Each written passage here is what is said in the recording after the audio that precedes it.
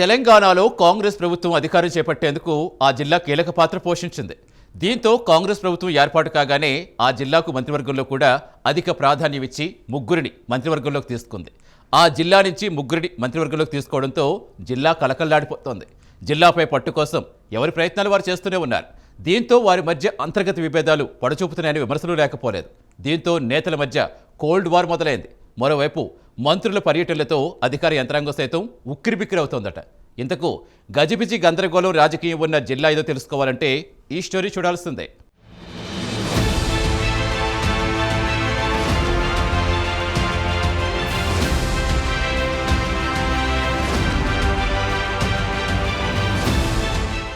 రాష్ట్రంలో నిత్యం హాట్ టాపిక్గా రాజకీయాలు చోటు చేసుకునే ఏదైనా నియోజకవర్గం ఉంది అంటే అది ఖమ్మం జిల్లాలోనే చెబుతూ ఉంటారు రాజకీయ విశ్లేషకులు.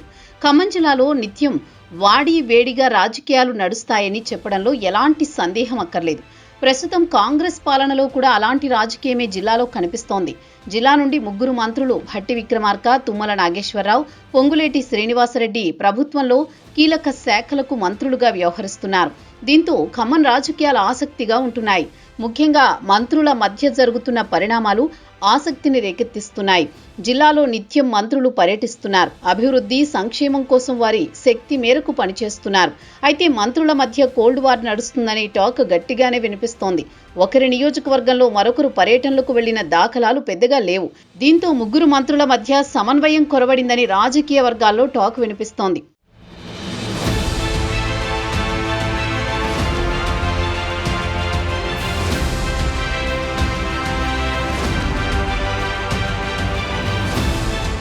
ఇక మంత్రుల నియోజకవర్గాల్లో వారు తప్ప వేరే మంత్రి పర్యటనలు చేసిన దాఖలాలు లేవు. 1-2 సందర్భాల్లో ఎవరైనా ఇద్దరు మంత్రులు కలిసి పర్యటించాలే తప్ప అందుబాటులో లేనప్పుడు ఎవరి నియోజకవర్గంలో వారే పర్యటించాలనే రూల్ పెట్టుకున్నట్టు సమాచారం. మంత్రుల ప్రాంతాలను టచ్ చేయకుండా వైరా, సత్తుపల్లి, అశ్వరావుపేట, పినపాక, భద్రాచలం నియోజకవర్గాలలో మాత్రమే మంత్రులు తమ పర్యటనలు చేస్తున్నారు. దీంతో అంతర్గతంగా మంత్రుల మధ్య ఫైట్ నడుస్తున్నట్లు తెలుస్తోంది. ఆ మధ్య మంత్రి పొంగులేటి నియోజకవర్గంలో సాగర్ ఎడమ కాలువ గండి పూడ్చి నిర్మాణం చేసి పునర్నిర్మాణం చేశారు. ఆ కార్యక్రమానికి డిప్యూటీ సీఎం భట్టిని పొంగులేటి ఆహ్వానించి ఇద్దరూ కలిసి ఒకే వేదికను పంచుకుని ప్రారంభించారు. ఇలాంటి ఘటనలు జిల్లాలో అప్పుడప్పుడు ఆవిష్కృతమవుతున్నాయి. ప్రస్తుతం తమలో ఉన్న వర్గపోరును బహిరంగంగా చెప్పుకోనప్పటికీ అంతర్గతంగా ఇది కొనసాగుతున్నట్లు తెలుస్తోంది.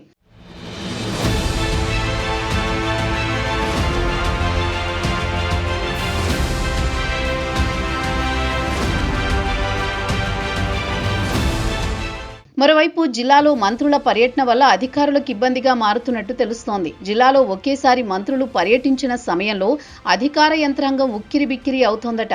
దీంతో జిల్లా స్థాయి అధికారులు ముగ్గురు మంత్రుల పర్యటనలకు వెళ్లలేకపోతున్నారు.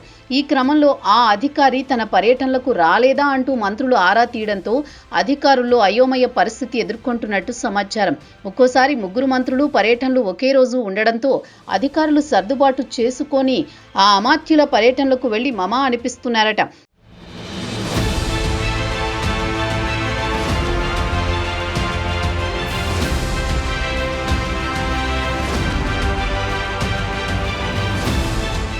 కొందరు ఉన్నత స్థాయి ఉద్యోగులు తమ ఆవేదనను కింది స్థాయి ఉద్యోగుల వద్ద చెప్పుకుంటున్నారట. ఓ మంత్రి పర్యటనకు అధికారి, మరో మంత్రి పర్యటనకు మరో స్థాయి అధికారి వెళ్లినా మీపై అధికారి ఎందుకు రాలేదు అని మంత్రులు ప్రశ్నిస్తున్నారట. దీంతో వారు నీళ్లు నములుతూ మిన్నకుండిపోవడం వారి వంతవుతుందని అధికారులు అంతర్గతంగా చర్చించుకుంటున్నారట. ఇక జిల్లాలో మంత్రులు ఎవరికి వారే కింగ్ మేకర్ అనుకోవడంతో అధికారులకు ఇబ్బందులు తప్పడం లేదు.